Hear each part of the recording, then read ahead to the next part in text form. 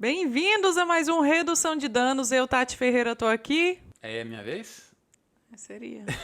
Áureo Toledo. O Áureo Toledo também. E hoje a gente veio trazer um assunto que a gente prometeu muito em vários outros episódios. Se você ainda não escutou os outros ou não assistiu, tá disponível no meu canal do YouTube, na playlist Redução de Danos, ou no Spotify e Anchor como Redução de Danos. Inclusive, já começa a seguir, se inscreve no canal se você estiver assistindo e todas essas coisas. E aí, Áureo, você teve muitas tretas esse ano por causa de autocuidado, que na verdade é o contrário, né? Você não teve tretas mais pesadas porque você é um cara que tem muito autocuidado. Você separou umas notícias, a gente vai falar das notícias ou você já quer que eu exponha a sua vida pessoal? Porque é pra isso que esse podcast existe. A gente tem tantas notícias, tem umas notícias legais, mas a gente pode começar um universo mais micro, né?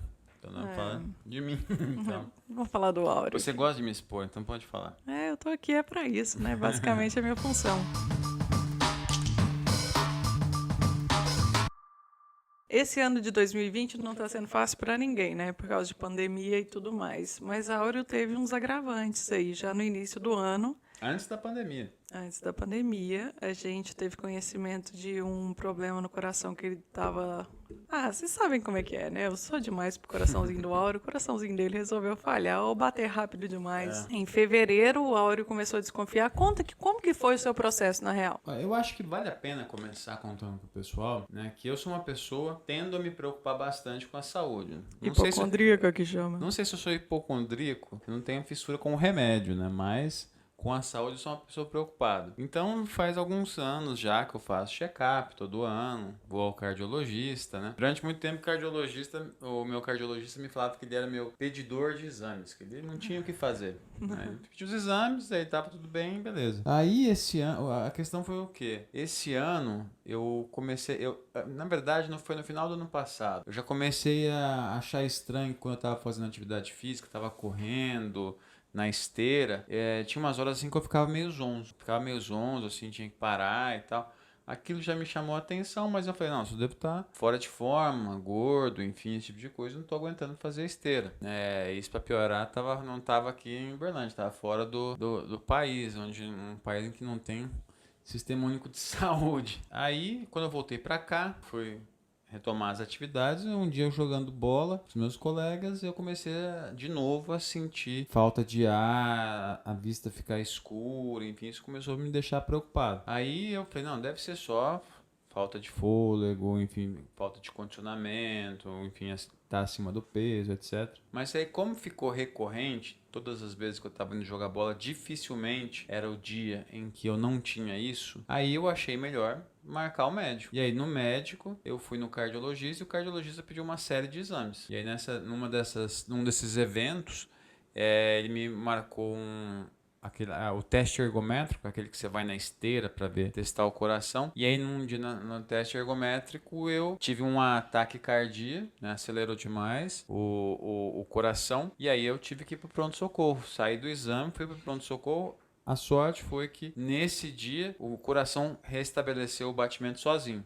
Então eu entrei, fiz um exame lá e aí saí, não precisei ficar internado. Daí saí, fui pro outro médico especialista em arritmia cardíaca e você tem uma arritmia, vai ter que fazer uma cirurgia. Aí eu soube disso depois que ele voltou pra casa, tudo isso tinha acontecido na parte da tarde. Ele chegou e falou, vou precisar fazer uma cirurgia no coração. Aí eu falei, mesmo?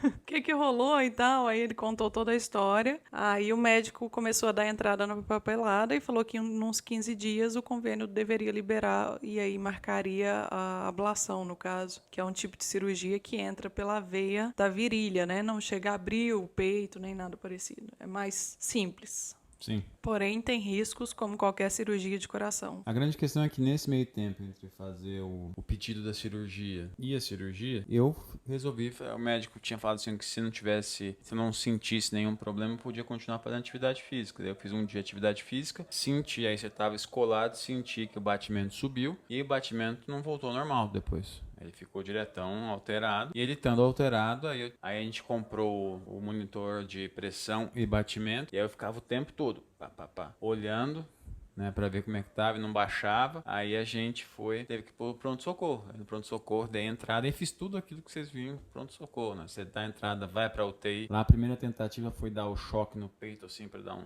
restart no coração. Eu vou contar como foi, porque, foi assim, aí eu tive que dar a entrada. Foi assim, os batimentos dele não baixavam de 110, era sempre acima de 110. E a gente tinha um aniversário para ir em BH, da Lu Ferreira, da Chata de Galoche. E eu falei, Áureo, você acha que rola, não rola? Ele falou com o médico falou, não, se você tiver qualquer problema, se não abaixar e tal, passou uns remédios pro Áureo. O Áureo tomou os remédios que ele falou e ele falou, ó, deve abaixar, se não baixar, você tem que ir pro pronto-socorro. A gente ia ficar menos de 24 horas em BH. A gente chegou à tarde, ia pro aniversário, no outro dia, bem cedo, a gente já voltava pra cá. E com o monitor. Eu lembro até que na festa da Lu eu tava com uma bolsinha e a única coisa que tinha na bolsinha era o monitor do Áureo. E aí o negócio começou a ficar muito feio, porque começou a subir pra 160, 150 e tantos, 127 e ficava só nessa, né? E que são batimentos muito altos, pra vocês terem noção. 100 já é considerado alto. E aí Áureo, vamos pro pronto-socorro. Não, vou na festa, amanhã nós vamos embora. Chegar lá a gente vê. Falou com o médico de novo, o médico mandou ele tomar mais doses do remédio pra abaixar e falou, ó, se não abaixar vai pro pronto-socorro. E aí já era de noite e a gente falou, não, então vamos em Uberlândia. Aí a gente chegou de viagem e foi praticamente direto pro pronto-socorro. Chegou lá, eles mediram os batimentos dele, falaram que ele ia ficar internado. Aí ele já deitou numa maca, foi fazer um exame e essa história é muito história. Eu acho que esse vai ser só sua história, esse podcast, mas eu acho que é importante. Essa história é muito bizarra porque tinha uma enfermeira fazendo um eletro nele enquanto ele tava deitado. E eu fico conversando, né, com a galera. Eu adoro puxar papo. E eu, você tá trabalhando muito hoje? Como é que estão as coisas e tal? Ela conversando, e aí em algum momento ela olha pro Áureo, depois de ter feito o exame dele, e fala assim, vou chamar a médica. Aí ela chama a médica, enquanto a médica tava pra vir, ela falou assim, nossa, você parece muito com o doutor, sei lá, Gustavo, não lembro o nome dele. Você é a cara do doutor Gustavo. E a gente, não, mas esse doutor atende aqui? Ela atendia. Falei, uai, não trabalha mais aqui, não? Ela, menina, você não sabe. Ele faleceu semana passada. Aí eu, né, não fico calada. Falei, mas o que aconteceu? Ele tava doente? Ele tinha o mesmo problema do Áureo, e isso a médica não tinha vindo falar pra gente o que tava acontecendo ainda, não. Ele tinha o mesmo problema do Áureo, ele fez uma cirurgia, e aí tava tudo bem, aí ele resolveu ir andar de bicicleta, que ele gostava de pedalar, teve um infarto e morreu. Bem assim, né? Aí a médica entra no quartinho lá, a primeira coisa que a enfermeira fala pra ela, ele não é a cara do Dr. Gustavo depois desse climão. E aí começou uma saga, né? Porque eu imaginei que ele fosse ficar internado num quarto. E aí eu saí acionando a galera, tipo, alguém pra ficar com a Clara, mãe, preciso que você venha e tudo mais, porque eu vou ficar com ele no quarto. E aí peguei a papelada e fui dar entrada na internação dele. Quando eu chego lá, moça, eu preciso que você assine esse termo aqui, falando que você concorda que a gente faça os procedimentos necessários dentro da UTI sem te consultar antes. Eu falei, mas peraí um minutinho, como é que é? Ele tá sendo internado na UTI? Ela é UTI coronária. E aí foi assim, um surto, né? Porque coração a 160, o cara sendo internado na UTI. A médica falou pra gente que ia conversar com o doutor dele, né? O doutor dele, você tomou posse do doutor. Com o cardiologista que cuidava do caso dele, que cuida ainda do caso dele. E que talvez ele fizesse a cirurgia ainda naquele mesmo dia. Então foi assim, um tanto de porrada uma atrás da outra. E aí o que acontece? Eu e o Áureo abrimos a boca a chorar lá dentro da salinha de cagaço, né? De leve cagaço. E aí a enfermeira falou pra gente, parece que vocês estão nervosos, você lembra? Parece que vocês estão nervosos. Eu falei, você acha? Tipo, depois você falar uma parada dessa. Mas ela era ótima, assim, a enfermeira. A gente tá falando isso porque ela tava comentando, né? Colega de trabalho dela. Mas pra gente tava sendo muito complicado. E aí ele foi pra UTI, eles fizeram um processo de, como é que chama? Choque, né? Sabe aquelas coisas que a gente vê em Grey's Anatomy? Que eles colocam um negócio no peito e dá um choque na pessoa quando ela tá tendo uma parada cardíaca? Tem um nome específico, eu esqueci. Eles fizeram isso pra ver se o coração dele meio que resetava, sabe? E funcionou, Áureo? Não. Não. Bom, Não, E aí depois? Aí depois a gente fez, aí no dia seguinte fez a ablação, a cirurgia, o médico conseguiu urgenciar a cirurgia, fez a ablação e aí o coração ficou beleza, só que o problema é que durou só uma semana. O batimento normal durou só uma semana, depois voltou a ficar acelerado e aí eu esperei mais uns meses para fazer uma segunda ablação e aí ficar finalmente beleza. Aí antes que alguém já vá comentar aí, mas existem os relógios que você conta os batimentos. A gente providenciou esse relógio logo depois da ablação e ele usa ele até hoje, inclusive. E foi muito louco também, porque esse foi assim, um dia antes do meu aniversário. Foi bem legal. Mas no dia do meu aniversário, o Áureo voltou pra casa, né? E a gente achou que tinha acabado a treta. Mas aí, durante a pandemia, ele acabou precisando fazer de novo outra ablação. E aí, a gente tá fazendo esse episódio agora porque ele refez os exames e aparentemente agora tá curado. Óbvio que ele vai precisar acompanhar a vida inteira, mas não tá dando os picos mais. Agora ele tá correndo e tá fazendo os exercícios e não tá dando erro. Sim. E por que a gente tá contando essa história?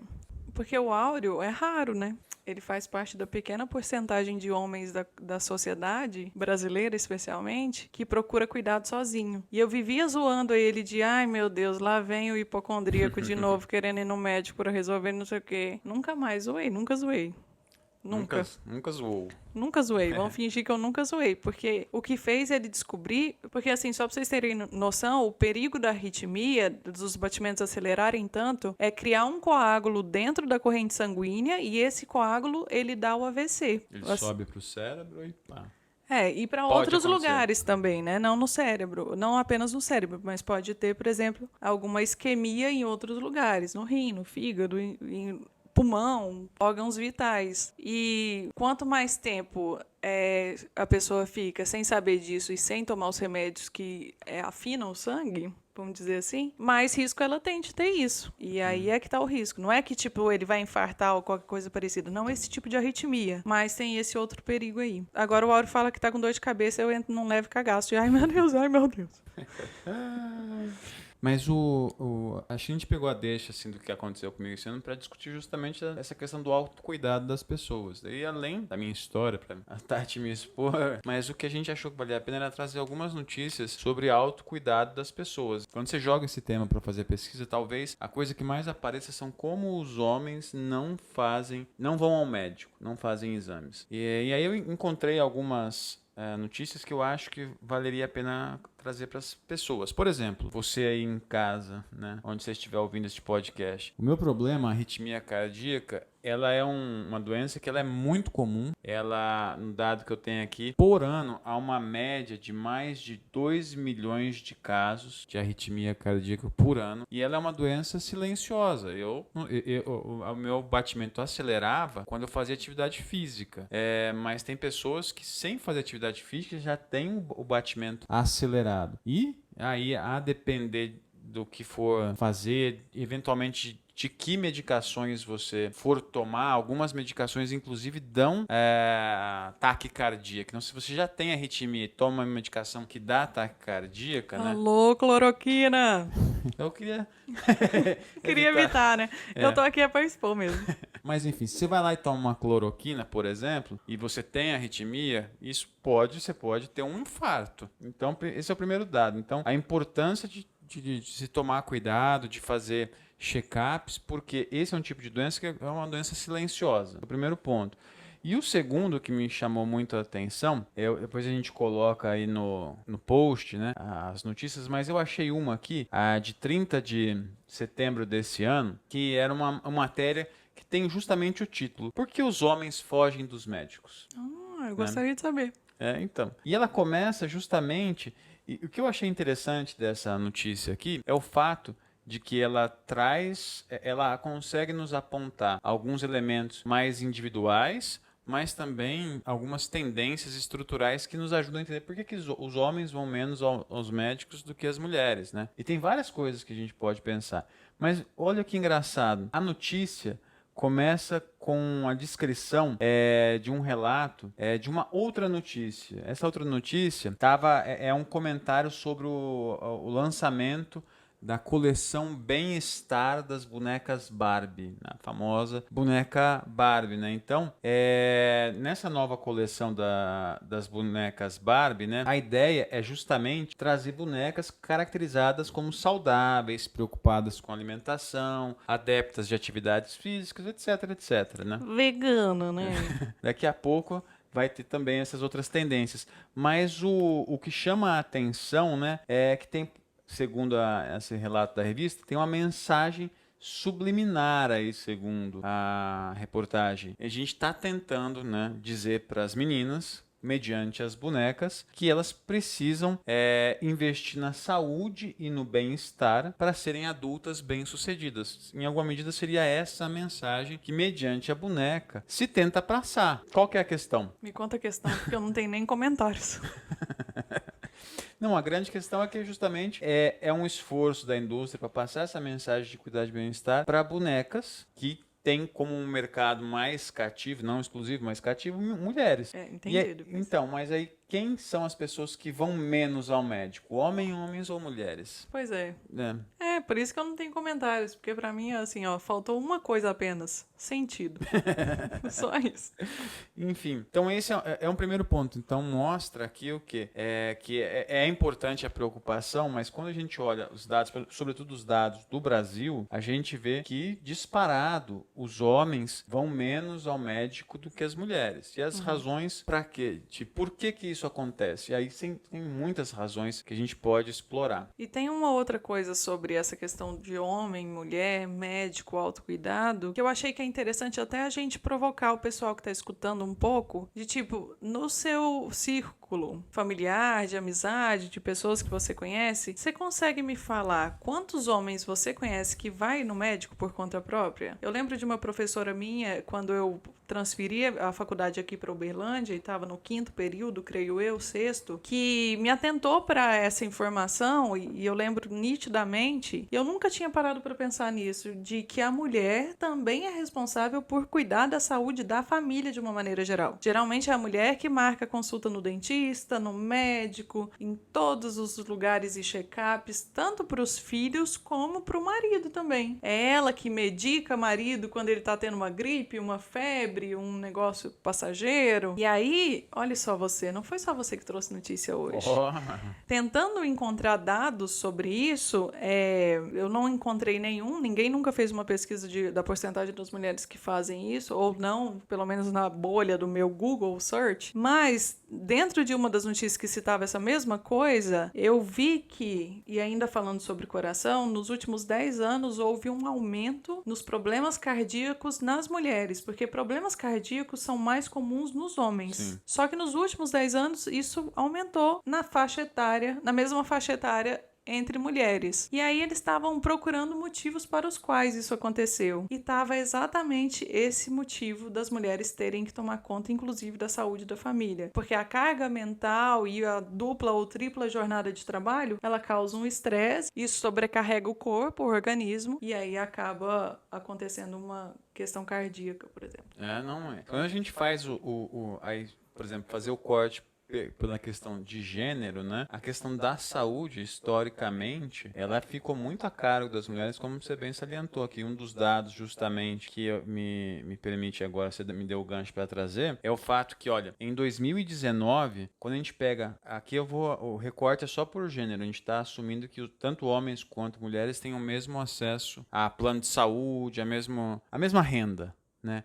Então, em 2019, a proporção, né, de mulheres que foi ao médico é superior ainda a dos homens, né? São 82% das mulheres procuraram um médico em relação a 69% dos homens. E o que justamente você chama a atenção aí é que mesmo estes homens, esses 69% dos homens que procuraram um médico, eles o foram devido à influência da mulher. Foi justamente, isso é uma coisa que chama muita atenção. Boa parte dos casos, quando o homem vai ao médico, a maioria deles vai acompanhado da mulher. E será que está aí o motivo pelo qual as mulheres, de uma maneira generalizada, vivem mais? Porque vive mais e tem mais mulheres no mundo. Então, sim, pessoal. Talvez está aí a explicação.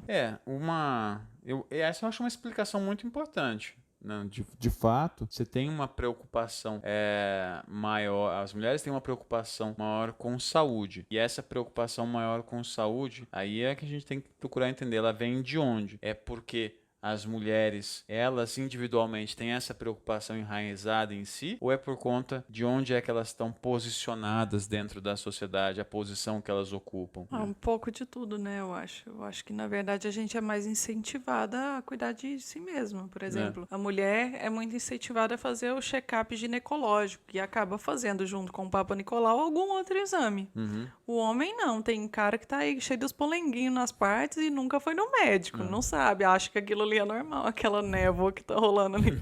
Não é. E tem muito homem que tem medo de médico, né? Sim. Sabe o que eu me lembro? Cauê Moura, um cara que eu tava vendo os stories dele essa semana, e ele falando, logo eu, que tenho muito cagaço de médico, que eu não gosto de médico, que não sei o quê. E eu acho que isso vem do negócio de tipo, mas se eu não for, eu não tenho.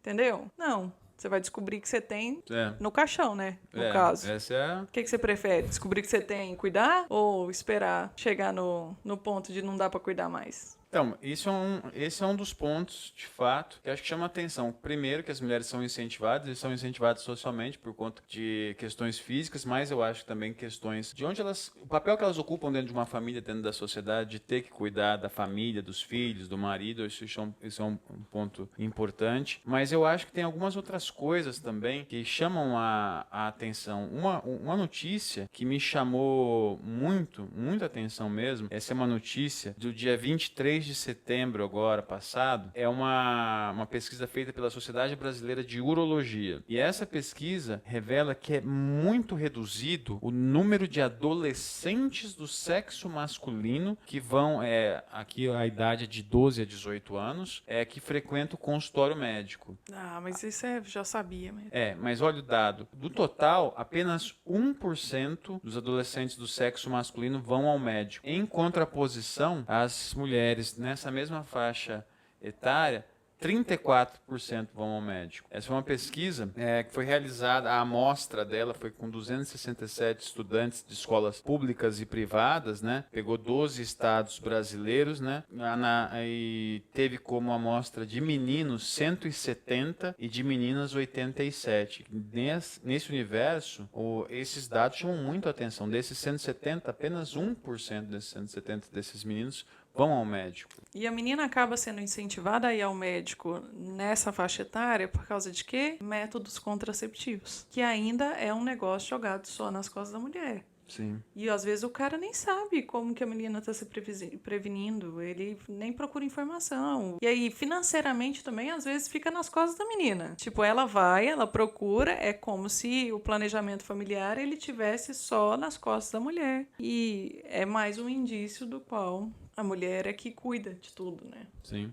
Mas eu acho ainda que tem uma questão aqui que aí é onde entra a renda, né? Se a gente pegar, a pesquisa foi feita com estudantes de escolas públicas e privadas. Não consegui encontrar aqui a diferença, né, entre os estudantes de escolas públicas e privadas, a pegar quem tem mais renda, mas eu intuiria que quem procura mais o médico é também estudantes de escolas privadas, portanto, que tem mais renda, porque a dificuldade aí de conseguir marcar uma consulta no SUS. Conseguir marcar uma consulta no SUS, enfim, esse tipo de coisa, né? Então, ainda tem acho que essa questão que chama muita atenção aqui é o fato de que nós temos que ter autocuidado, sim, é importante se cuidar. É importante também a gente ter os meios para a gente conseguir levar adiante o autocuidado, que tem um limite o autocuidado, né? Eu não ia resolver sozinho minha arritmia, né?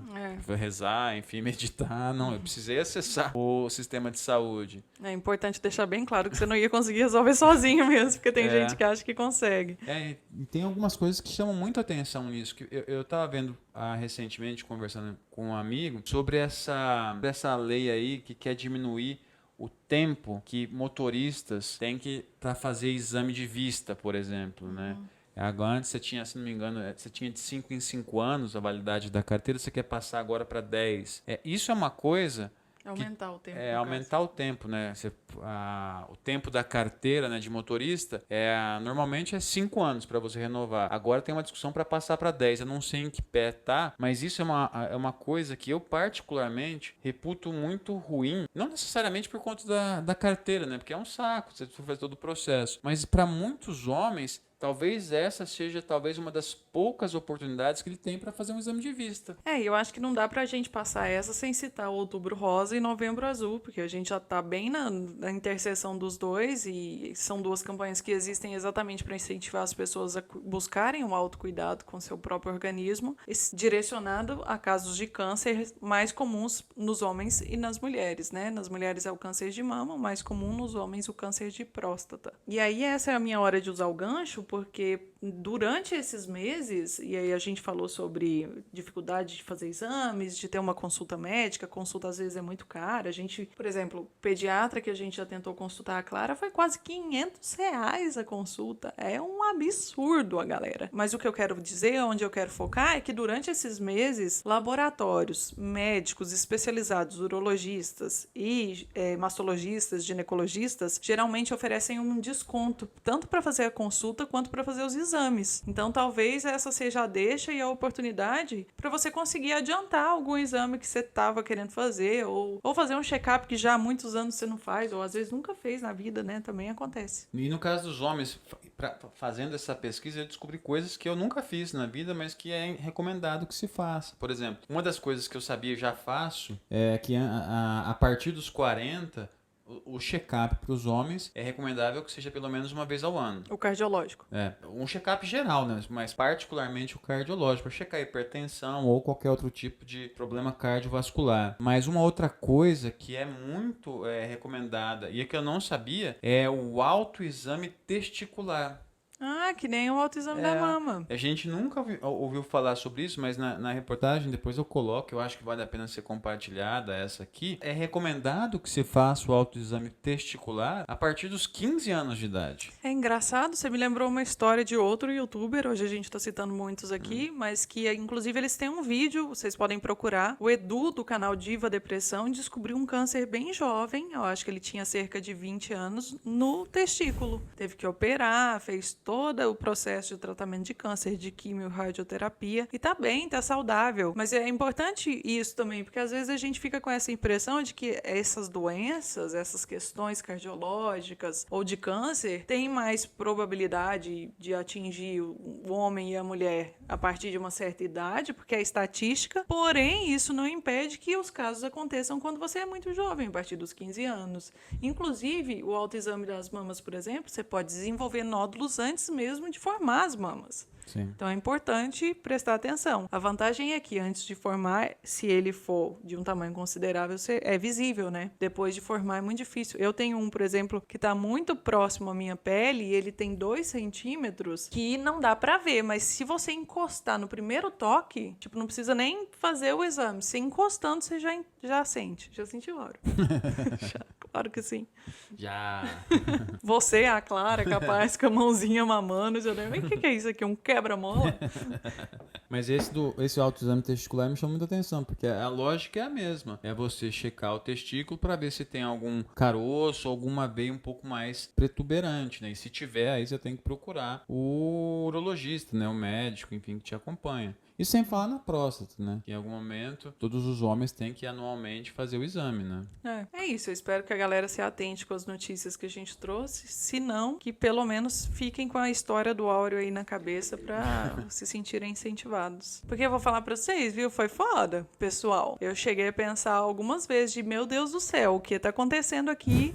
O pau está quebrando, eu não sei se eu consigo viver isso. E a gente tem uma outra história na família também de um cara jovem que teve um infarto, que é marido da nossa prima. Era marido da nossa prima, teve um infarto fulminante, deixou uma criança de menos de 2 anos de idade, muito jovem, fazia exercício, tinha tudo certo, mas não sabia da condição que tinha. Então, e além de tudo isso que a gente já falou, tem um outro dado aqui que eu acho interessante falar, é que, segundo os dados do Ministério da Saúde, a cada 3 pessoas que morrem no Brasil, 2 são homens, e dessas 2 que morrem, elas são acometidas sobretudo de doenças do aparelho circulatório e de tumores, né? 40% desses óbitos são relativos a esse tipo de doença. Ou seja, cânceres e cardiológicos. E quando a gente vai analisar porque, a despeito de todos esses dados, os homens ainda teimam em não ir ao médico, além dos fatores que a gente já falou, relativos à renda, enfim, tem outras questões que aparecem aí, por exemplo, que é a questão da virilidade, né, que muitos homens não aceitam, né, tipo, se colocar numa posição de frágil, isso é um ponto que sempre aparece nas reportagens aqui. Outra razão é que muitos homens têm medo de doença, né, tipo, não, se eu procurar, vou encontrar. Tem um ponto que me chamou muita a atenção aqui, é que tem uma questão que muitos homens têm vergonha do corpo. Tem muita vergonha do corpo, de como é que eles são, enfim. Tudo isso, né? Além dessas variáveis mais macro, né? Tem essas coisas mais micro aí que explicam por que homens não vão ao médico. E a gente fala muito sobre a pressão do padrão estético feminino e, sei lá, tenta disseminar o assunto o máximo possível e fazer outras pessoas entenderem que não tem que ser assim e procurar personalidades, influenciadores que sirvam como um outro modelo, né, de padrão e tudo mais. Mas uma coisa que eu me peguei pensando outro dia isso acontece com os homens? Muito dificilmente. Os modelos são sempre padrões, o Chris Hemsworth, os super-homens da vida, como é que ele chama? Devil? Henry Cavill. Não, nada a ver, né? Minha memória é uma porcaria. Mas, tipo, esses atores são sempre... O Jack Black, eu acho que é o único que diferencia um pouco. Mas aí já entra naquela coisa de vida louca, tem vários outros sentidos. Então, eu acho que o que você disse é o machismo prejudicando o cara também, né? Sim, os caras estão aí, o que, não sei o que. Não existe machismo, meu amigo. Se você soubesse o tanto que... A gente entrou nesse assunto, vamos para outra coisa. Vamos pro saque? Yes! Vamos para o saque. Adoro saque. Então hoje eu trouxe alguns comentários do último vídeo. O último vídeo, para quem não assistiu ainda, vai lá assistir ou escutar. Vai lá ou no YouTube, ou no Spotify, ou no Anchor. É sobre relacionamentos longos. Então só para contextualizar a pessoa aí que vai estar com a gente agora os comentários. Teve gente chorando, né? Muito fofo vocês. Teve. O primeiro comentário que eu queria compartilhar aqui é da... Desculpa, eu não sei se falar seu nome direito, se eu errar, me perdoe. É da Tati Monkelban. Ela diz o seguinte, no episódio passado a gente falou sobre a questão de mulheres com diploma, né, e a longevidade do relacionamento. Ela diz o seguinte: minha interpretação sobre mulheres com diplomas tendem a estarem casadas por períodos maiores é que, de certa forma, essa mulher é sim mais independente. Sendo assim, o homem acaba tratando essa mulher melhor, porque inconscientemente ele sabe que ela pode ir embora, já que financeiramente ela não depende dele e está nesse relacionamento porque quer. Onde que é que eu assino essa petição aí? Porque, nossa, mandou muito bem. É exatamente isso também. Acho que isso contribui para aquilo que a gente disse, né? De ter mais poder de escolha e etc. Mas é total. Uma outra coisa que comentaram muito aqui, pelo menos na hora que eu fui buscar os comentários, é a questão do áudio. Então, eu tô procurando falar bem perto hoje aqui para não ter problema. Ainda vai escapar, gente. Vocês perdoem aí. A gente nunca vai acertar esse áudio, né? Não, isso vai ser. Só se vocês continuarem curtindo, compartilhando, o canal crescendo, aí ajuda a pagar os boletos e comprar microfone novo. Adorei, você tá muito treinado já. Tá ficando bom nisso. Sensacional. Outro comentário, esse que eu queria compartilhar, é da Lohane. Ela diz o seguinte: achei curioso e engraçado a parada de cortar a salada. Achei que todos faziam isso. KKKK. Ou eu corto com a faca ou rasgo aleatoriamente com as mãos mesmo. Só você tá bem por fora esse negócio de cortar a salada, então. Não, mas é porque tem um jeito específico. Eu vou mostrar no meu Instagram o jeito específico que você corta. Porque eu cortava a salada que eu fosse comer naquele exato momento. Você corta toda a salada e depois come. Não, gente, eu preciso explicar nos stories qualquer dia pra vocês entenderem. Mas viu? Ela achou curioso, tá vendo? Foi bom o negócio da salada. Você tá falando. Outra coisa que eu lembrei outro dia. Eu aprendi a escolher limão com você. Outra coisa pra sobrevivência, Davi. Limão Lembra? e laranja, né? Você vivia me enchendo o saco de tipo, mas Tati, olha esse aqui, ele não tá com a casca brilhante. Aprendi. Nunca mais trouxe um limão pra casa de casca. A dica é você pegar limão e laranja com casca fina, porque ele tem muito suco. Eu aprendi isso com a minha avó. Aí, tá vendo? Conhecimento sendo passado pra frente. Falaram de novo aqui pra mim. Peguei vários dessa vez. Fala mais perto do microfone. Tô tentando, gente. Tô tentando. Um outro comentário aqui da Márcia Araújo. Ela diz o seguinte: tenho um sono leve e não consigo dormir bem com outra pessoa. Passar uma vida dormindo mal só porque inventaram que quando é casado é obrigatório dormir junto, não acho legal. Não acho que isso deva ser um motivo para achar que alguma coisa esteja errada na relação. Podemos ficar juntos na cama durante o tempo, fazer tudo que se tem vontade e na hora do sono dormir separados. Eu vi alguns comentários assim falando que o parceiro ronca muito, que ele já fez tratamento e não adiantou nada, ou que ele não aceita fazer o tratamento e tudo mais. Me lembrei da minha mãe, que ronca muito também, muito difícil dormir junto com a minha mãe. Eu acho que faz sentido, assim. Mas, no nosso caso, que a gente não ronca, seria estranho. A gente tava falando mais sobre a gente naquele momento, né? A gente deixou isso bem claro, inclusive, sobre nós, né? Mas é isso aí, gente. O importante é ser feliz, dormir na mesma cama, em quartos separados, apartamentos separados, cidades, estados, países. Se estiver feliz, é isso que tá bom. Tem um outro comentário aqui da Claudinha Rodrigues que vai de encontro ao que você falou agora. Pronto, agora eu quero ver o Áureo cortando salada. Isso, eu vou filmar pra vocês. Mas vocês têm que estar ligados nos stories, porque eu não vou avisar ele, eu vou só filmar e vou postar. Porque se eu avisar, ele vai prestar atenção de como ele corta a salada, tem que ser natural, entendeu? Então um belo dia ele vai estar almoçando e eu lá, bem filmando.